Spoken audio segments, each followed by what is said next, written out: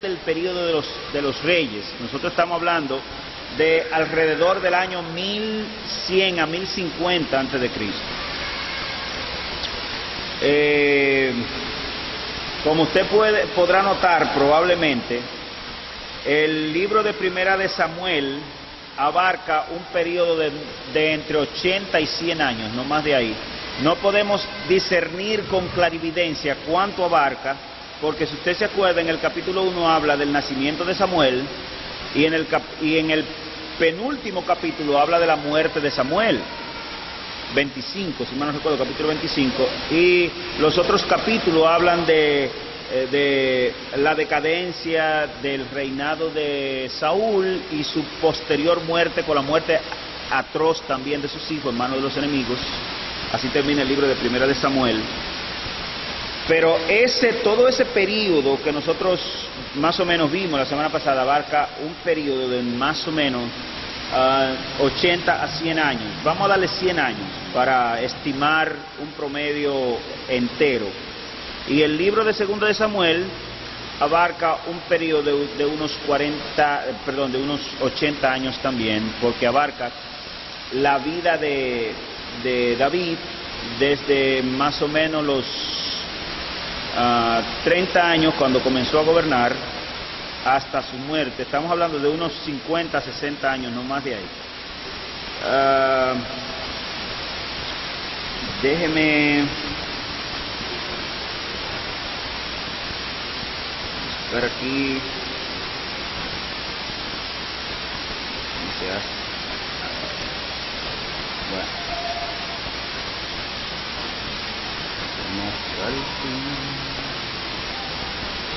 En lo que quiero repasar brevemente las principales enseñanzas quizás que nosotros pudimos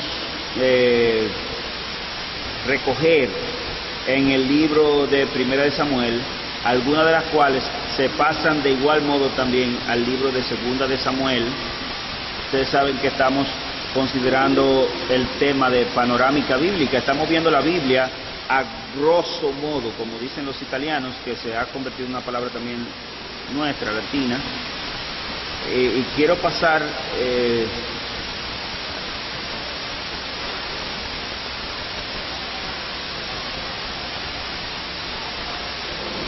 perdonadme mi... Ok.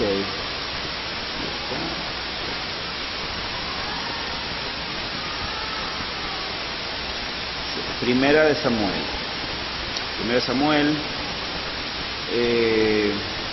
vimos los pasajes más importantes, vimos el contenido, vimos una especie de bosquejo, y quizás concluimos con algunas enseñanzas que quiero notificar, como les dije. Aquí está, enseñanzas principales. El Señor escucha las oraciones de los penitentes. ¿Se acuerdan? Ana no podía tener hijos, era estéril.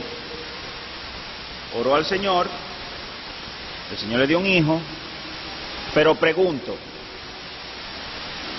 ¿qué hizo ella con ese hijo? ¿Qué hizo Ana con el hijo que se le dio? ¿Qué hizo Ana con el hijo que se le dio? Oh, ¿ustedes están aquí? Sí. Yo lo veo como mirando para todos lados. ¿Qué hizo Ana con el hijo que se le dio?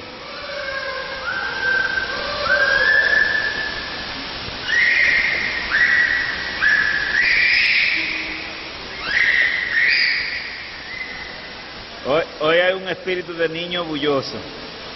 Angli y compañía, y ¿cómo es Eva Luna? ¿Qué es lo que pasa? ¿Qué hizo Ana con el hijo que le pidió a Jehová? Lo dedicó a Jehová. Yo creo que eso es una gran enseñanza. Pidámosle al Señor, o lo que le pidamos al Señor, que sea para su uso exclusivo, que Él nos dé esto o aquello, pero que sea para la gloria de Dios. Ana le pide hijo, Dios le da hijo, y Ana lo dedica 100% al servicio al Señor, se lo lleva al sacerdote, él crece incluso en la casa del sacerdote, en la casa de Dios, y miren quién fue después. En recompensa Dios le dio varios hijos más a Ana, yo no sé si se acuerdan que leímos eso. Una segunda enseñanza que nosotros vemos, pero quiero en esto, miren hermanos, nuestros hijos particularmente, dediquémoselo al Señor. Pidámosle hijo a Dios, como Raquel, dame hijo y si no muero. Pero fíjense quiénes fueron José y Benjamín. José libró al mundo de la muerte, de la destrucción, cuando fue vendido a Egipto y todo el proceso, y después, por la sabiduría que Dios le dio, libró al mundo de la destrucción, de la muerte por hambruna. Es increíble. Pidámosle hijo a Dios, quizás como ella, pero pidámosle hijo a Dios, para Dios. Pidámosle una descendencia a Dios, para Dios. Porque herencia de Jehová, dice el Salmo 127, son los hijos. ¿A quién se los vamos a dedicar? Quizás yo entiendo la publicidad popular de que nuestros hijos sean grandes en el mundo, que sean peloteros, que sean esto, que sean aquello. Ojalá y fuesen siervos del Altísimo, independientemente del oficio que hagan. Y para eso nosotros tenemos un gran trabajo que hacer. Un gran trabajo que hacer con nuestros hijos. Si no, acuérdense, ustedes verán otra cosa que aprendimos. Número dos, la obediencia a Dios es de gran estima a la vista de Dios. De gran estima a la vista de Dios. Cuando hacemos las cosas como Dios dijo, nos pasa como a aquellos que fueron benditos de Jehová.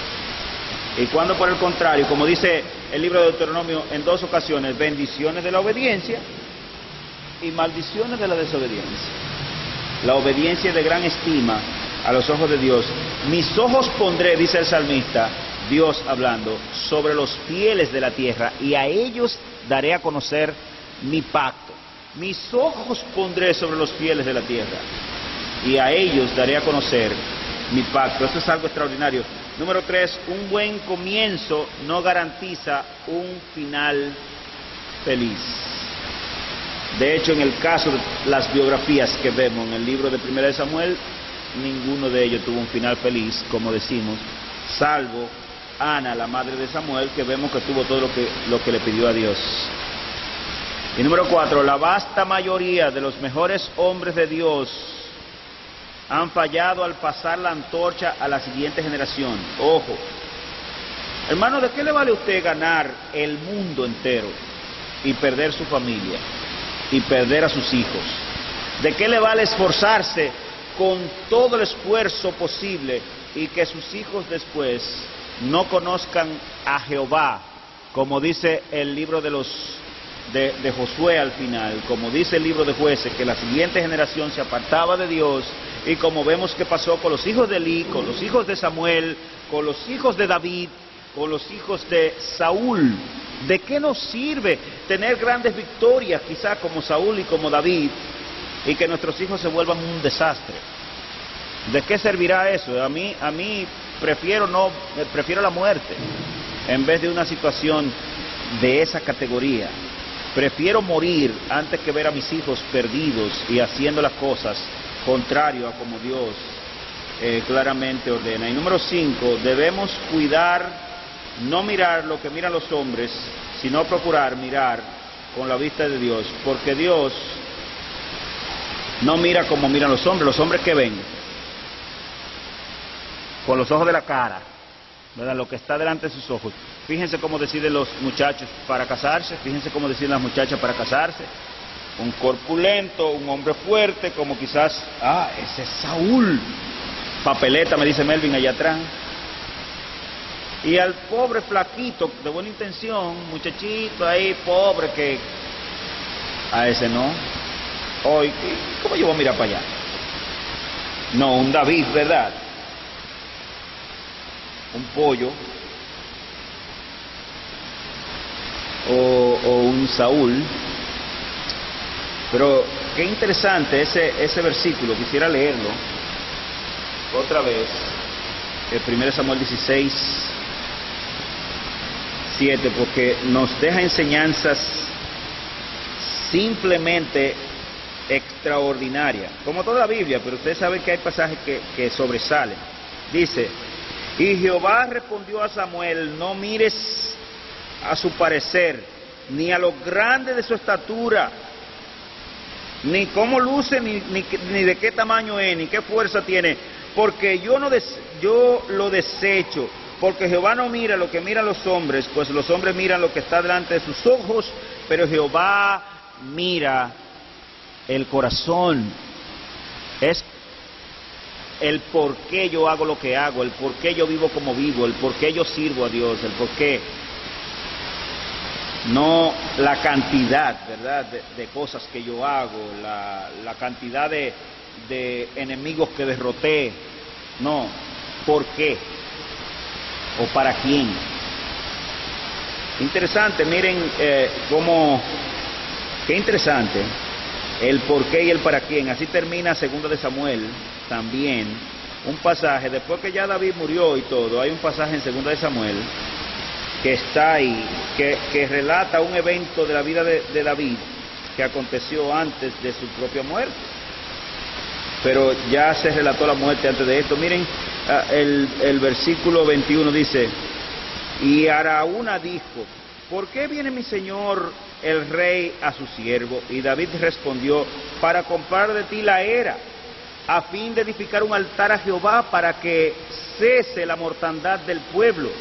Y Araúna dijo a David, tome y ofrezca a mi señor el rey lo que bien le pareciere.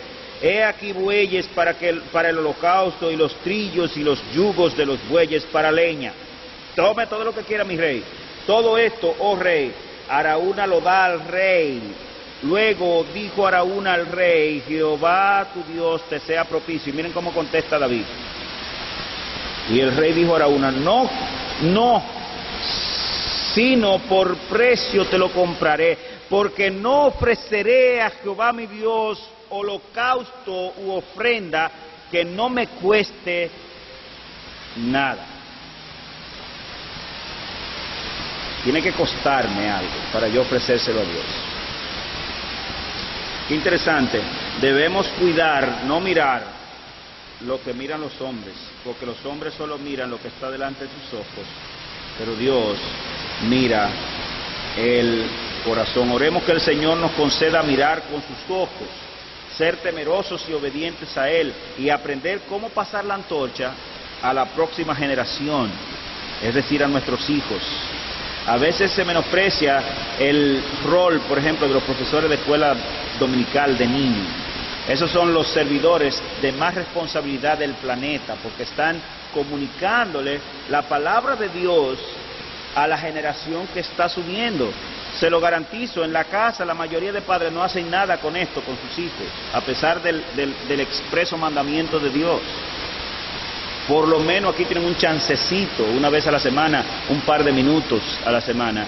Ese trabajo hay que hacerlo bien, con esmero y dedicación, porque estamos hablando de hombres y mujeres que servirán a Dios en el mañana, y muchos serán impactados justamente en ese ratito que se les dedica a ellos cada sábado y cada domingo.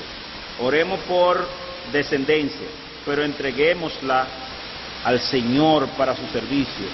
Ana oró por un hijo e hizo voto de entregarlo a Jehová, y así lo hizo. No traigamos hijos al mundo por traerlos, traigámoslo para Dios. Y 2 de Samuel nos relata la vida de David, la vida y el reino de David. 2 de Samuel es un tratado de la vida y del reino de David. ¿Qué pasó con David? Un hombre conforme al corazón de Dios, salvo en el caso de Urías el Eteo. 2 de Samuel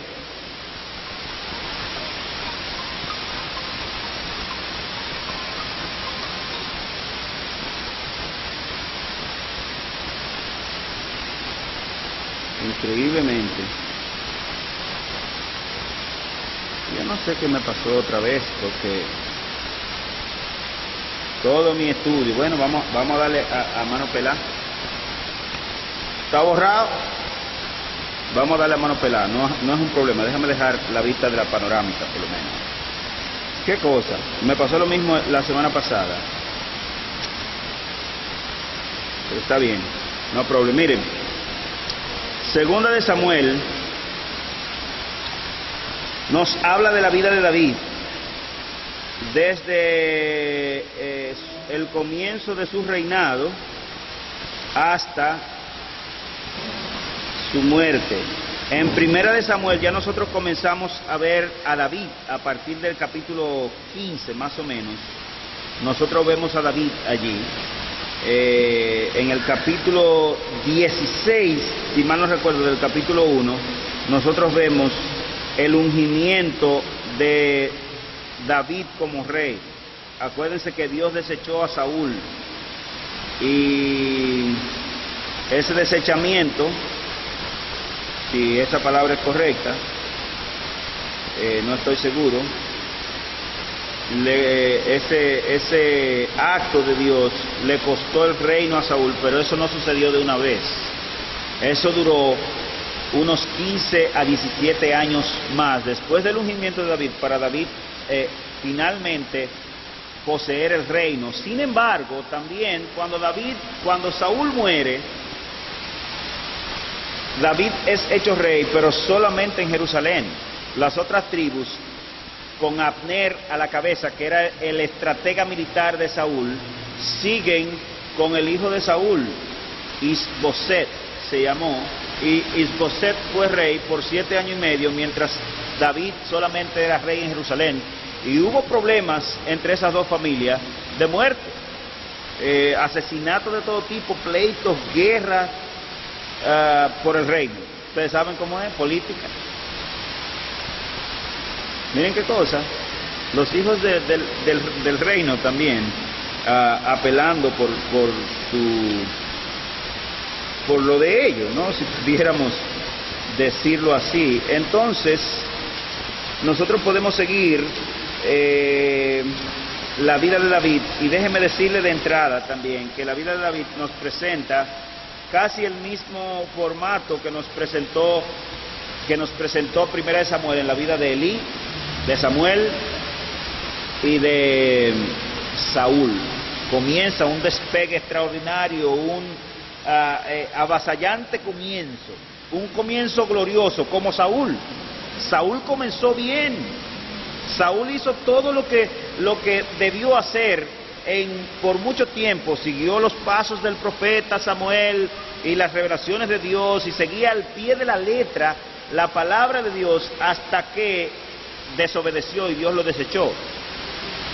A David, Dios no lo desecha, pero David termina muy mal. El libro de segunda de Samuel tiene 24 capítulos, y ya en el capítulo 11 comienza la decadencia del ministerio de David. Fíjense, en el capítulo 1, David oye de la muerte de Saúl.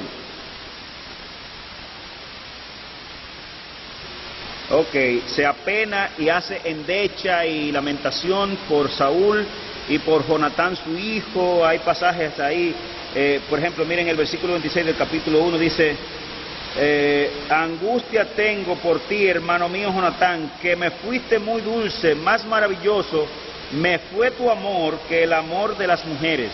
Y la gente dice: mira, David era pájaro. Por ese versículo, David no era pájaro, está cantando a Dios, porque Jonatán, su amigo del alma, había sido asesinado, había sido muerto por los enemigos. En el capítulo 2, yo no sé si usted se fija ahí, David es proclamado rey de Judá. David es proclamado rey de Judá, y en el mismo capítulo 2, pero si usted lee ahí va a ver que solamente fue en Hebrón que le proclamaron rey, es decir, en la ciudad capital, en Jerusalén, en esa zona. Y en el otro lado quedó el hijo de Saúl, llamado Isboset, como rey. Hay una guerra entre David y la casa de Saúl, capítulo 2, versículo 8 en lo adelante. Miren parte de la familia de David, aquí se va a mencionar un poco más adelante en el capítulo 5, miren el capítulo 3. Y nacieron hijos a David en Hebrón. Su primogénito fue Amón de Ahinoam, Jezreelita, esa fue la esposa. Su segundo fue Kileab, de Abigail, la mujer de Nabal, el de Carmel.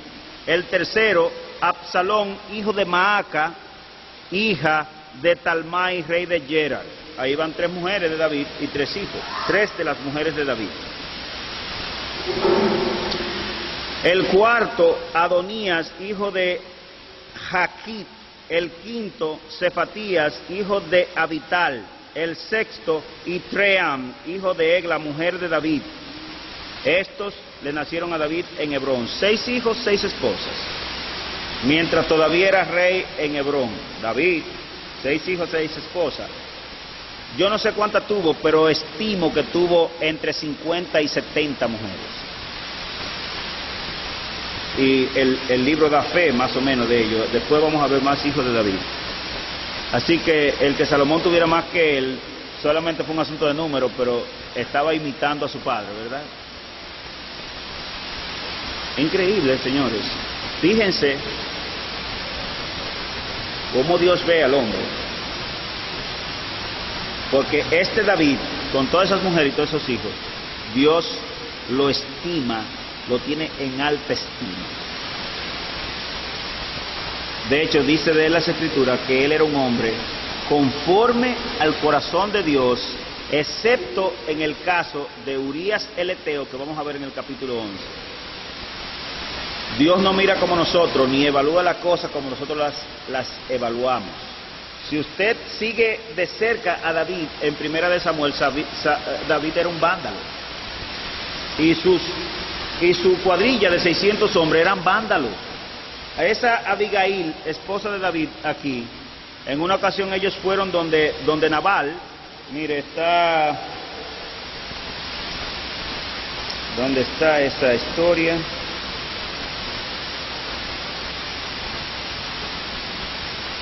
Está por ahí, no me acuerdo bien, pero sucede que David y su gente tenían hambre, y van donde Nabal que le dé comida, como que Nabal tenía que ver con él. Nabal le dice que no, Nabal era rico, tenía 1000 ovejas. Primera de Samuel, mírelo ahí, Primera de Samuel 25, para que usted vea que 25, ¿verdad, Anabel? David y Abigail. Murió Samuel y se juntó todo Israel y lloraron y lo sepultaron en la casa de Ramá. Sigue el asunto. Verso 4. Y oyó David en el desierto que Nabal esquilaba sus ovejas. Entonces envió David 10 jóvenes y les dijo: subid a Carmel e id a Nabal y saludadle en mi nombre y decidle así: sea paz a ti y paz a tu familia y paz a todo cuanto tienes. He sabido que tienes esquiladores. Ahora tus pastores han estado con nosotros. No les tratamos mal, ni les faltó nada en todo el tiempo que han estado en Carmel. Pregunta a tus criados y ellos te lo dirán. Hallen, por tanto, estos jóvenes gracia en tus ojos, porque hemos venido en buen día. Te ruego que des lo que tuvieres a mano a tu siervo y a tu hijo David. Cuando llegaron los jóvenes enviados por David, dijeron a Nabal todas estas palabras. Nabal se enojó y le dijo: ven acá, yo tengo que darle comida a David. Eran 600 hombres, sin contar los niños y las mujeres. Era un ejército de gente, había que darle por lo menos 100 ovejas y 50 vacas para que esa gente comiera, etcétera. En fin, que se enojó. ¿Y sabe lo que hizo David? Porque no le quiso mandar, fue a matarlo. Se enojó David, fue a arrancarle la cabeza y a quitarle todo a la fuerza. Y la mujer de este señor era muy sabia y se dio cuenta que su esposo había actuado un poco grosero con David y fue adelante y le dijo: mira David, Bueno, cuando muere el hombre, David va y busca a su mujer, Abigail, y se la llevó consigo. Ya me imagino que se llevó todo lo que tenía también. Eran un grupo de vándalos. Tan vándalos eran que Joab, el jefe del ejército de David, cuando David va a morir, que le va a pasar el mando a Salomón, le dice: a ese, mátalo porque te va a hacer la vida imposible. Y eran sobrinos de David. Abisai, Joab y el tercer, no me acuerdo, eran sobrinos de David, eran hijos de Sarbia, hermana de David. Pero eso eran, vamos a verlo un poquito más adelante, los oficiales de David, vándalos. Uno no entiende a Dios, ni cómo Dios obra muchas veces, porque yo no sé si usted ha visto que en la Biblia hay mucha sangre, y mucho derramamiento de sangre, y mucho asesinato, y Dios está ahí, en todos esos asuntos. De hecho, la sangre no es un problema para Dios, porque nosotros vemos cómo nos vino nuestra redención, a fin de cuentas. Fue sangre. Sangre y sangre. Entonces, en el capítulo 3 de Segunda de Samuel, nosotros vemos que le nacieron hijos a David, ya lo leímos. Abner pacta con David en Hebrón. Abner es el oficial de Saúl que quedó vivo después que Saúl se mató y que hizo rey a Isboset, hijo de Saúl, uno de los pocos, o uno de sus hijos, lo hizo rey. Abner era un oficial, era un general del ejército, un estratega militar, probablemente con más capacidad que Joab, pero Joab era un vándalo y no tenía aparentemente ni siquiera temor de Dios. Miren lo que pasa en el versículo 22 del capítulo 3. Joab mata a Abner, lo mató. David se duele de la muerte de Abner y también llora el caso. En el versículo 33 y 34 nosotros vemos a David quejándose porque su sobrino, que era su jefe militar y su estratega militar, había matado a un hombre noble, a un hombre bueno.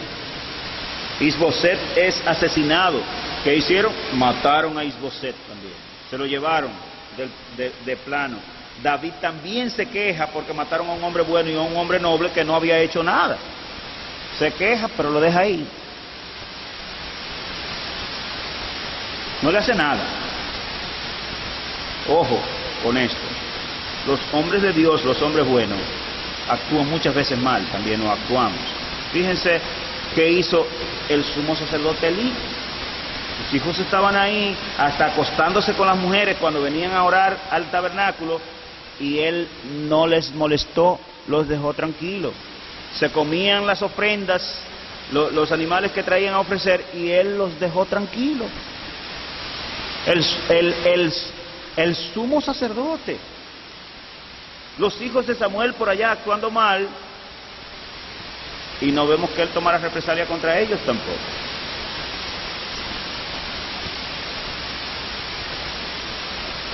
Hombres de Dios, profetas de Dios, calificados por Dios.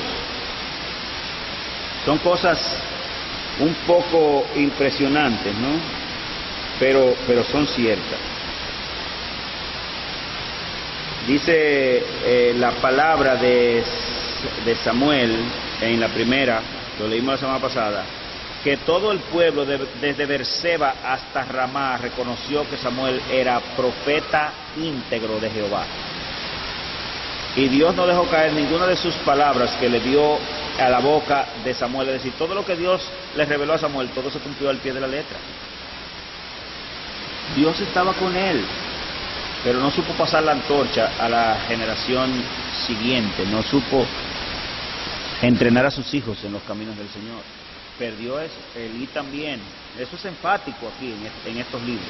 Muy enfático. Desde Jueces, desde Josué hasta Segunda de Samuel. El énfasis que tú ves claro es que estos hombres fueron grandes siervos de Dios y que hicieron todo lo que Dios le dijo, pero no supieron educar a sus hijos en el temor de Dios. Parece que es complicado el asunto. Yo tengo temor ahora. Mucho más temor al leer estos pasajes. Porque si esos grandes fallaron, ¿qué le dejan a un perro muerto como yo? Me corrigió un amigo esta mañana y me dijo, pero acuérdate que en ese entonces por lo menos no había copias de la palabra de Dios, había una o dos en todo el país. Ahora tenemos millones, yo tengo como 200 Biblias en mi casa. Ojalá y no falle, Dios me libre. Y si nada más tuviera una, ojalá y no fallara, y es su responsabilidad también, estimado hermano y hermana, con sus hijos, con sus nietos, con sus sobrinos. Ahora, fíjense en el capítulo 6, David intenta llevar el arca a Jerusalén, Miren en el capítulo 4, versículo 13, otro grupo aquí de la familia de David. Dice, y tomó David más concubinas y mujeres de Jerusalén. Después que vino a Hebrón, y le nacieron más hijos e hijas. Estos son los nombres de los que le nacieron en Jerusalén: Samúa, Sobab, Natán, Salomón, Ibbar, Elisúa, Nefec, Yafía, Elisama, Eliada y Elifelet, sin contar las mujeres. Ya iban como 20 mujeres de David, sin contar las concubinas probablemente. Pero Dios no le tomó eso en cuenta. David derrota a los filisteos una y otra vez. Capítulo 6, David intenta llevar el arca a Jerusalén, pasa un desastre allí, pero bueno, la deja guardada. Cuando deja el arca guardada donde una persona a mediados del camino donde estaba Jerusalén, Dios bendice a esa persona. A los 3 meses dice David, pues Dios está bendiciendo al hombre, déjame ir a buscar. La busca y la lleva a su casa. Y David trae el arca a Jerusalén. Ahora, este capítulo 7 es el capítulo central de este libro y de todo el contenido de 2 de Samuel, capítulo 7.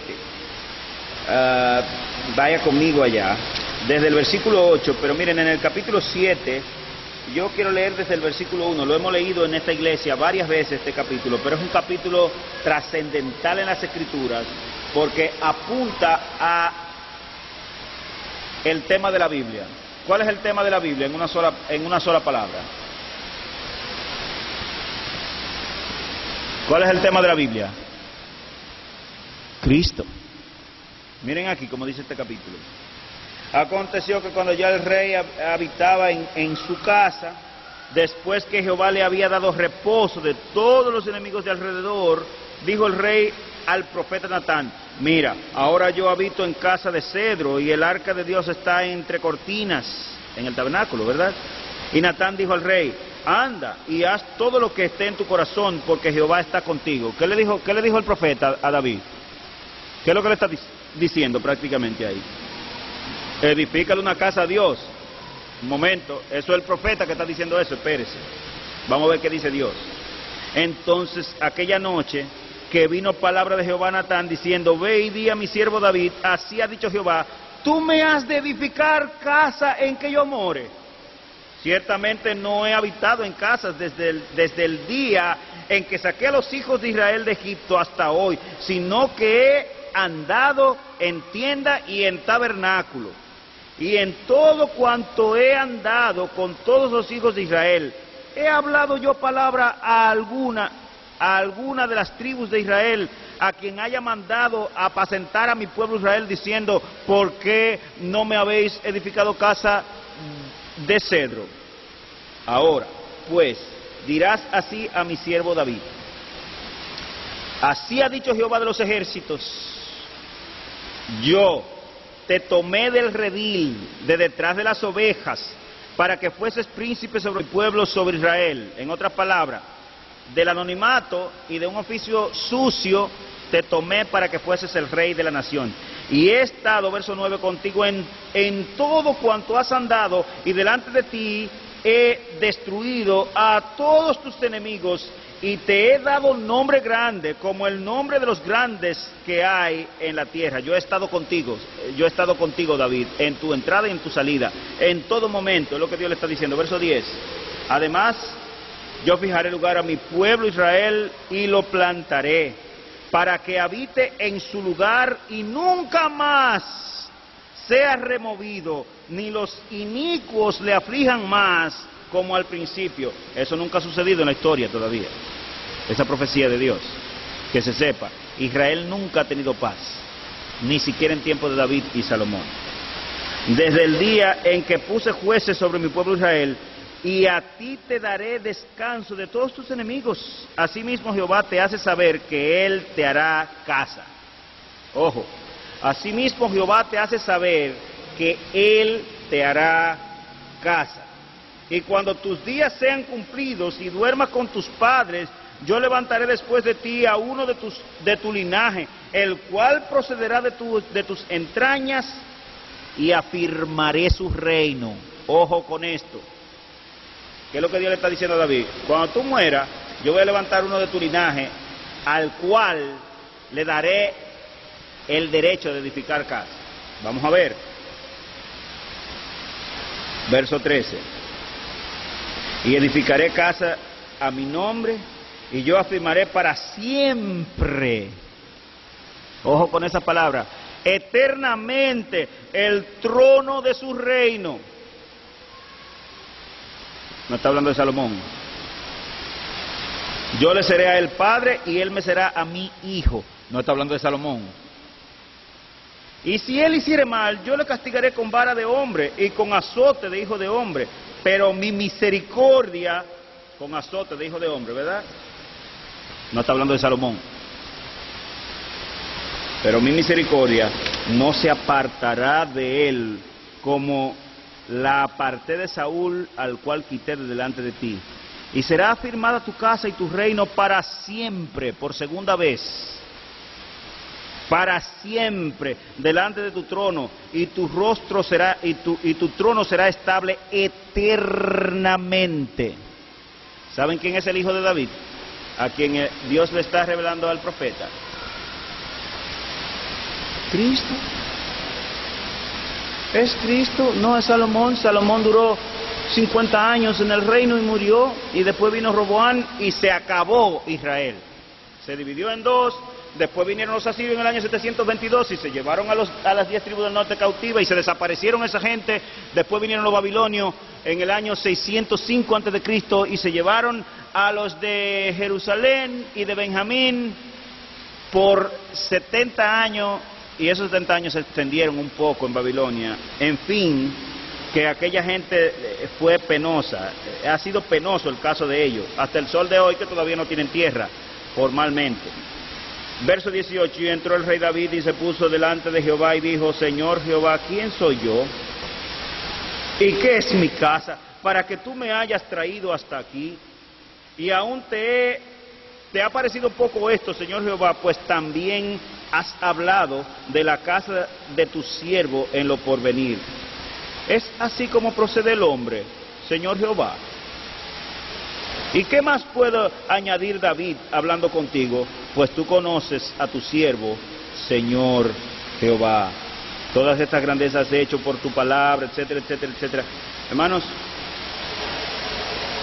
este es el key, este es el meollo, este es el centro de las Escrituras. Dios le promete a David que uno de sus descendientes le edificará casa a Jehová. Nosotros podemos ver un cumplimiento parcial, si pudiéramos decirlo así, en Salomón. Pero ya usted sabe todo lo que le pasó a Salomón y todo lo que hizo. Es verdad que edificó un templo precioso, pero yo pregunto, ¿cuándo Dios ha habitado en templos hechos por manos humanas, según nos deja saber Pablo allá en el Nuevo Testamento? Yo no habito en templos hechos por manos de hombre. ¿Cuál es el templo de Dios? Acorde a las Escrituras. ¿Cuál es el templo del Espíritu Santo? Si bien el templo hecho por los hombres será llamada casa de oración, el templo donde mora Dios se llaman los hombres salvados y regenerados, ¿verdad? Habiendo oído la palabra de verdad del Evangelio de vuestra salvación y habiendo creído en él, fuisteis investidos o sellados con el Espíritu Santo de la promesa. Efesios capítulo 1, versículo 12 al 14. Romanos 8, 9. Si alguno no tiene el Espíritu de Cristo, no es de él. Romanos 5, 5. El amor de Dios ha sido derramado en nuestros corazones por el Espíritu Santo que nos ha dado. Y sopló en ellos y les dijo: recibid el Espíritu Santo. Como vemos en el Evangelio, en los Evangelios, Cristo haciendo con sus discípulos. Y vino como un estruendo, ¿verdad? Y se les repartieron lenguas como de fuego y fueron todos llenos del Espíritu Santo. Buscad pues a hombres, varones, íntegros, llenos del Espíritu Santo. La primera vez que comenzaron a buscar líderes en la iglesia de Jerusalén, cuando eligieron los 7 diáconos. ¿Dónde mora Dios? ¿Dónde mora Dios? Aquí, en esta estructura. Por favor, ¿dónde mora Dios? Mora en los corazones de los hombres, mora en nosotros los creyentes. Pero de manera especial, ¿quién es esa casa de Dios, ese tabernáculo de Dios? ¿Quién es ese descendiente de David a quien apuntaba la profecía? ¿Quién es ese? Nuestro Señor y Salvador Jesucristo. En Él se cumplen todas las profecías. Mire cómo lo dice Lucas 24, para que usted vea que no estamos inventando aquí. Lucas 24, versículo 44.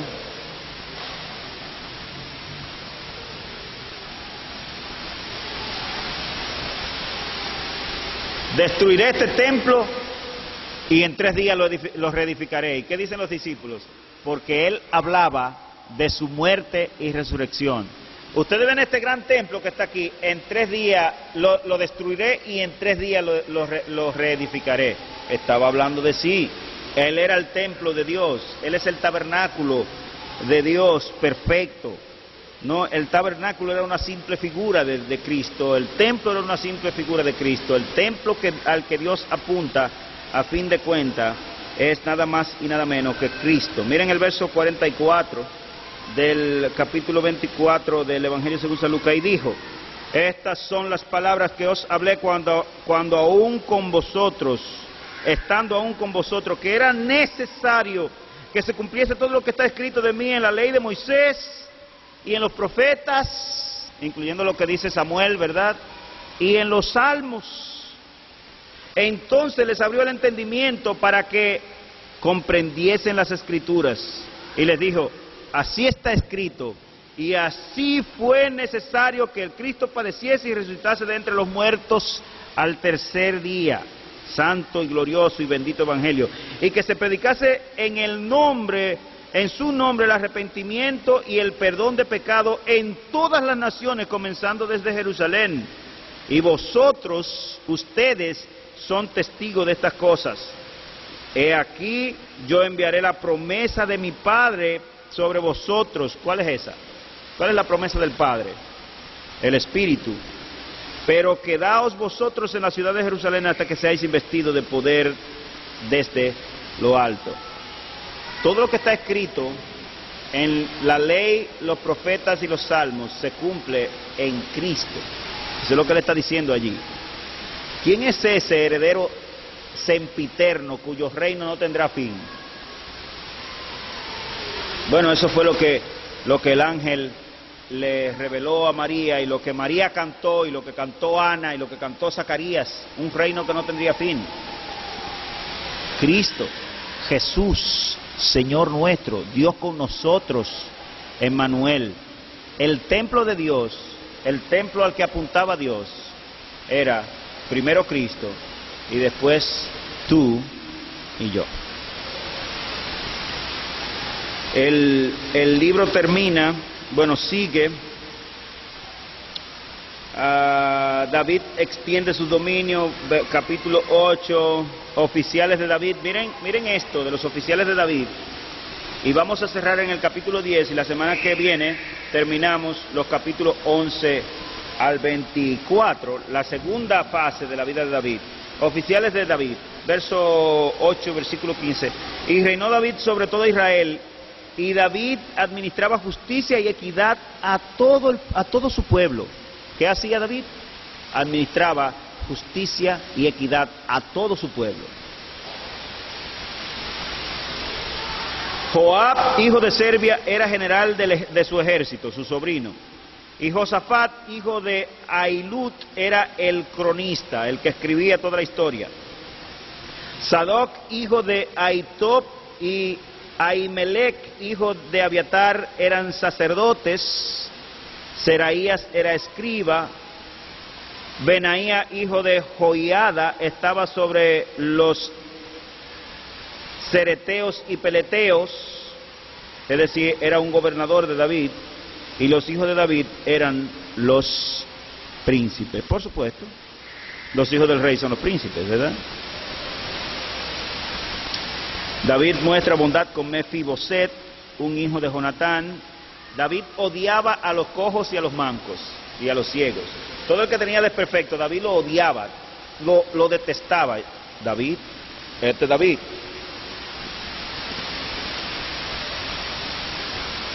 Pero mostró misericordia con Mefiboset, el hijo de Jonatán, que cuando era pequeño, cuando murió, cuando mataron a su padre y a sus tíos la criada corrió con él, se le cayó y se le rompieron las piernitas y creció cojo, perdón. Y David odiaba a ese tipo de gente, pero a este le mostró misericordia por su relación con Jonatán. Qué interesante. Y termina hablando de la derrota de los amonitas. Hasta el capítulo 10, todo el ministerio de David y todo el reinado de David y toda la vida de David es una cúspide, un repuntar a una cúspide. La semana que viene, Dios mediante, vamos a ver que ahí entonces comienza, desgraciadamente, una decadencia gravitacional, atroz y horrenda, como no quisiera usted que le pase nada ni semejante en su familia. Los hombres de Dios pueden o podemos cometer errores que nos pesen por el resto de nuestros días, como le sucedió a todos estos hombres de Dios.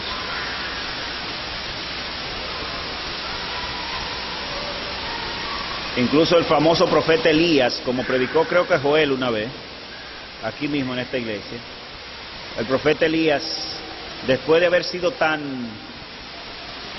un profeta extraordinario, ¿verdad? Un profeta que mostraba su confianza en Dios, viene la esposa de Acab y comienza a decir que lo va a matar, que esto, y él comienza a temblar y se va huyendo a sabiendas de lo que Dios había hecho con él y a través de él, que incluso había matado a los cientos de profetas de Baal allá en aquella ocasión histórica. Y poco después de eso viene la esposa de Acab, la reina de Israel del norte, y dice que lo va a matar, y él comienza a temblar, y ahí mismo cesó su ministerio. Dios le quitó el ministerio profético y se lo traspasó a Eliseo en esa ocasión, cuando ese varón de Dios no confió en Jehová. Finalmente, tenemos algunas enseñanzas aquí, yo creo repetitivas, pero hemos querido enfatizar, hermanos, en que parece que es un oficio duro educar a la próxima generación en los caminos de Dios. En la modernidad nosotros vemos lo mismo. La Inglaterra del siglo XVII y XVIII no es la Inglaterra del siglo XIX y XX. La Inglaterra del siglo XX es una Inglaterra ya prácticamente secular, y la Inglaterra del siglo XXI es una Inglaterra atea. El Estados Unidos de los siglos XVIII y XIX no es el Estados Unidos de postrimería del siglo XX. Estamos hablando de cosas modernas. La fuerza de la iglesia occidental de la primera mitad del siglo XIX desapareció, cesó, y no lo vemos más. Parece que es un oficio duro traspasar la antorcha a la siguiente generación. Aprendamos de Dios y de las Escrituras, porque el Señor tenga misericordia de nosotros. Cuán difícil vemos que es poder educar a nuestros hijos en el temor de Jehová. ¿Cuál es nuestro deber? Deuteronomio. Quiero cerrar con ese pasaje, Deuteronomio capítulo 5. Es difícil, lo leímos la semana pasada, yo quiero leerlo otra vez porque es un pasaje que nosotros deberíamos tener clavado en nuestra frente. Deuteronomio. Sí.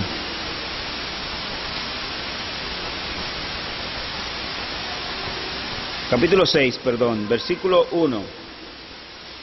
Fíjense, en Deuteronomio capítulo 5, Dios le da, Moisés repite el decálogo, lo que Dios le había dado en el monte Sinaí, en Éxodo capítulo 20, los 10 mandamientos. Los repite ahí una y otra vez, hasta el versículo 21.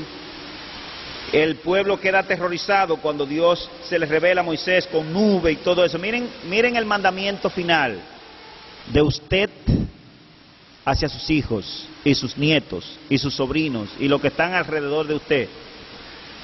Estos pues son los mandamientos, estatutos y decretos que Jehová vuestro Dios mandó que os enseñase, para que los pongáis por obra en la tierra la cual pasáis vosotros para tomarla, para que temas a Jehová tu Dios, guardando todos sus estatutos y sus mandamientos que yo te mando, tú, tu hijo y el hijo de tu hijo, todos los días de tu vida, para que tus días sean prolongados. Oye pues, oh Israel, y cuida de ponerlo por obra, para que te vaya bien en la tierra que fluye leche y miel, y os multiplicaréis, como te ha dicho Jehová, el Dios de tus padres. Oye Israel, Jehová nuestro Dios, Jehová uno es, y amarás a Jehová tu Dios con todo tu corazón y con toda tu alma y con todas tus fuerzas. Y estas palabras, verso 6, y estas palabras que yo te mando hoy estarán en tu corazón. ¿Dónde estarán las palabras de Dios? En mi mente, en mi corazón, versículo 7. Y las repetirás a tus hijos, y hablarás de ellas estando en tu casa y andando por el camino y al acostarte y cuando te levantes. Y las atarás como una señal en tu mano, y estarán como frontales entre tus ojos, y las escribirás en los postes de tu casa y en tus puntales. ¿Dónde debe estar esta palabra, hermanos?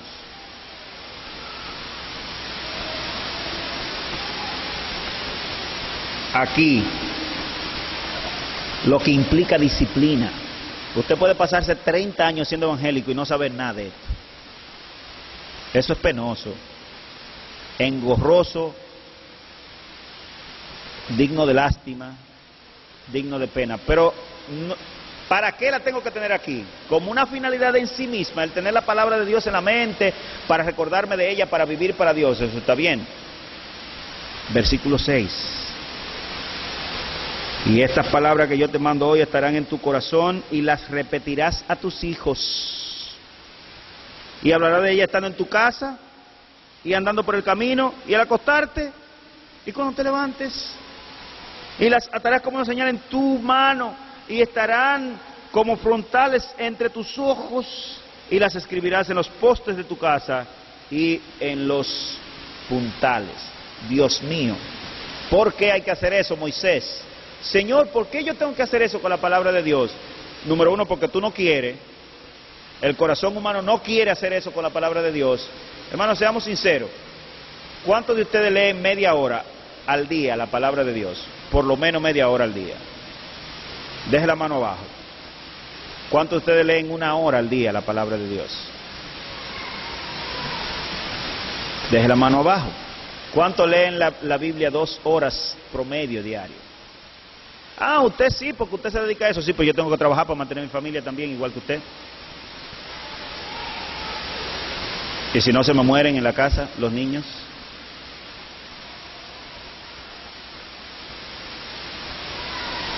Cuando el Señor nos pregunte que qué hicimos con esto y qué hicimos con ella, le diremos: la guardamos en nuestra mente y la pasamos eficazmente a la próxima generación. El Señor nos ayude. El Señor nos ayude a que no nos pase como les pasó a ellos. Vamos a orar.